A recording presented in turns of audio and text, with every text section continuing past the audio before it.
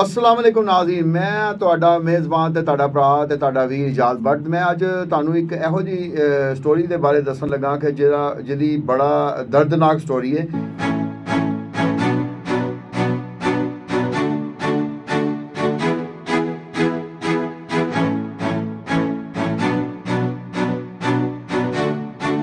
भगवानपुरे के इलाके के वाक़या होया। भगवानपुरे के इलाके एक इरम शहजादी लड़की है तो ओदी शादी अज तो कोई 7-8 साल पहले मनीर नां दे नौजवान दे नाल हुई।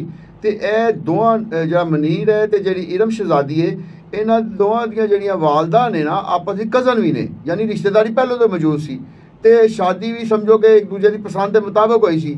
तो शादी तो बाद 4-5 साल तो बड़े अच्छे गुजरते रहे। मनीर दुध दही की दुकान बनाई हुई सी, अपना काम कर रहा सी। लेकिन कोई 4-5 साल जो शादी तो गुजरे तो इन्हों के घर एक बच्ची होने वाली सी। तो थोड़े ही यानी दिनों तो बाद जो लड़की वाले दे इन्हों के घर पता चलिया कि जरा शोहर है इन्हें अपनी बीवी के उत्ते तशद्दुद किया है। तो वो फौरी तौर पर अस्पताल लैके गए। ओदी औलाद होने वाली सी, लेकिन वो बच्ची जी हुई वो मुर्दा पैदा हुई, जिसकी वजह तो वो माँ के उत्ते बड़ा असर होया। लेकिन उस तो बाद उन्हें कहा कि मैं हूँ अपने घर नहीं जाना, और उसके अपने पेके आ गई। पेके च भी वो 3 भैन ते 3 भरा सन। लड़की जी इरम शहजादी है, लेकिन एक बड़ा भरा कुछ अर्सा पहले जो है ना वो फौत हो गया सी। तो वो भी 4 बच्चे ने, तो दूसरे भाई दे जिम्मेदारी पै गए। ये भी घर जो अपने दूजे भाई दे गई तो इन्हें कहा कि भी ये सारी जिम्मेदारियां मेरे भरा नूं चुकनियां पैंदियां। तो बेचारी बड़ी परेशान सी। फिर आखिरकार सुलह सफाई हुई तो वापस चली गई। जो वापस चली गई तो उस तो बाद इन्हें बड़ा कोशिश की कि बई मैं अपने घर दे वसा, अपने घर अच्छे हालात दे नाल रवां। लेकिन वो जो बंदा सी मियाँ, वो इस दौरान आहिस्ता नशा करना शुरू हो गया। तो नशे की वजह तो वो अक्सर अपनी बीवी को फिर दोबारा तो मारता कुटता रहता सी। छोटी तो पहले रमज़ान दे चने अपनी बीवी ते तशद्दुद किया है। वो बेचारी को फिर वह भरा है तो घर लै गए ने। तो जो घर लै गए ने तो इन्होंने फिर ना पिछे मनाने वास्ते ना जाना शुरू करता। जो मुलजम मनीर है, ये जो शोहर है, वह बड़ा भरा एक जंगीर, वो अपनिया ममानियां लैके तो होर वड्डियां बजुर्ग औरतों लैके फिर घर चला गया जी। कुड़ी नूं घर भेज दो, अपने मियाँ के नाल रवे। उन्हें कहा फिर गारंटी तुसीं दिओ कि हुण तशद्दुद नहीं करेगा। तो वड्डे भरा ने कहा जी कि मैं गारंटी देना हुण तशद्दुद नहीं करेगा। तो इस दौरान वो अपने घर वापस लै आया। लेकिन मैं इत्थे तुहानूं दसदा चला कि अज तो 3 साल पहले इन्हां दे घर एक और बेटी पैदा हुई। पहली बच्ची तो तुहानूं मैं दस्सिया जी फौत हो गई थी, एक होर बच्ची पैदा हुई। वो बच्ची हुण 3 साल की सी। लेकिन इन्हें ना मनीर ने अपनी बीवी को फिर मारना कुटना शुरू कर दिता।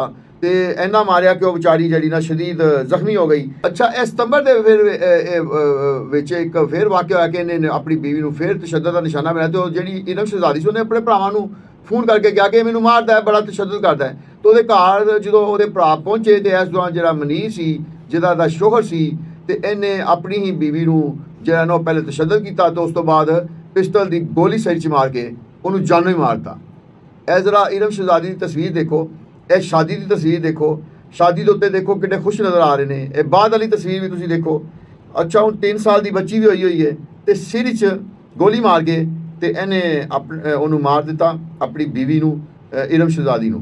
इरम शहजादी का भाई का कहना है कि इहदा जिहड़ा वड्डा भरा जहांगीर सी, वो भी इस वारदात विच उहदे नाल शामिल सी। ते दोवें भरा जिहड़े उत्थों फरार हो गए। तो पुलिस ने फिर उस तो बाद जिहड़ी जरूरी कार्रवाई सी वो करके FIR दर्ज की। लेकिन वो दोवें भरा जिहड़े ना मफरूर ही रहे। तो बल्कि मुलजम मनीर ने जी है वो अबूरी जमानत भी करा ली। इस दौरान जो DIG इन्वेस्टिगेशन ज़िशान रज़ा की नॉलेज है सारा वाक़या आया, तो उन्होंने कहा जी यह मुलजम फौरी तौर पर गिरफ्तार किया जाए।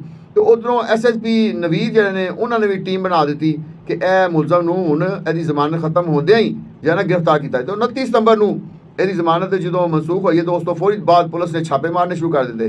तो पुलिस ने मुलजम नूं गिरफ्तार कर लिता।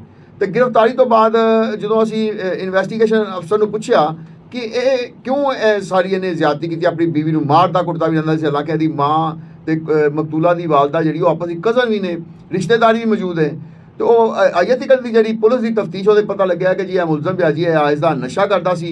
नशे की वजह तो आके जो आहिस्ता नशा बहुत ज़्यादा चढ़ जाता सी तो वह सारा गुस्सा अपनी बीवी से कढ़ता सी। तो बीवी को मारता कुटता रहता सी। बीवी को जरा जी भी गल कर दी तो मजीद वो तशद्दुद करता सी।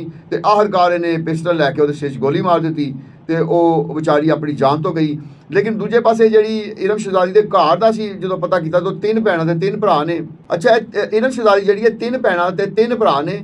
एक भरा है वो कतल तो थोड़े दिन पहले ही, थोड़े अरसा पहले ही वो बेचारा फौत होया। तो वो 4 बच्चे ने। ਤੇ ਦੂਸਰੇ ਭਰਾ ਨੂੰ ਉਹਦੇ 4 ਬੱਚਿਆਂ ਦੀ ਵੀ ਹੁਣ ਜਿਹੜੀ ਨਾ ਉਹ ਕਫਾਲਤ ਕਰਨੀ ਪੈ ਰਹੀ ਹੈ। ਉੱਤੋਂ ਇਲਮ ਸ਼ਹਜ਼ਾਦੀ ਜਿਹੜੀ ਹੈ ਇਹ ਵੀ ਕਤਲ ਹੋ ਗਈ ਹੈ ਤੇ ਹੁਣ ਇਹਦੀ ਬੱਚੀ ਦੀ ਵੀ ਕਫਾਲਤ ਉਸੇ ਭਰਾ ਕੋਲ ਚਲੀ ਗਈ ਹੈ।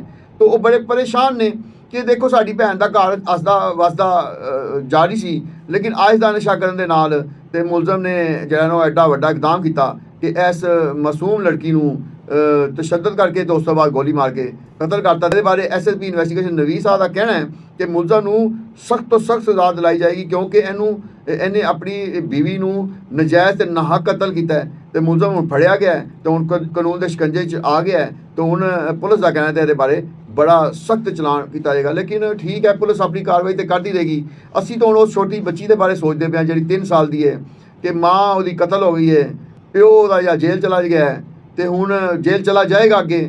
ਤੇ ਹੁਣ ਦੇਖੋ ਉਹ ਬੱਚੀ ਦਾ ਜਿਹੜਾ ਮੁਸਤਕਬਲ ਉਹ ਵੀ ਤਾਰੀਕ ਹੋ ਗਿਆ ਤੇ ਇਸ ਬੰਦੇ ਨੇ ਸੋਚਿਆ ਨਹੀਂ ਕਿ ਮੈਂ ਆਪਣੀ ਬੀਵੀ ਨੂੰ ਕਤਲ ਕਰਕੇ ਕਿੱਡਾ ਵੱਡਾ ਜਾਂ ਨਾ ਉਹ ਜੁਰਮ ਕਰ ਰਿਹਾ ਤੇ ਅੱਗੇ ਮੁਸਤਕਬਲ ਜਾ ਕੇ ਇਸ ਜੁਰਮ ਦੀ ਵਜ੍ਹਾ ਤੋਂ ਪੂਰਾ ਘਰ ਹੀ ਤਬਾਹ ਹੋ ਜਾਏਗਾ।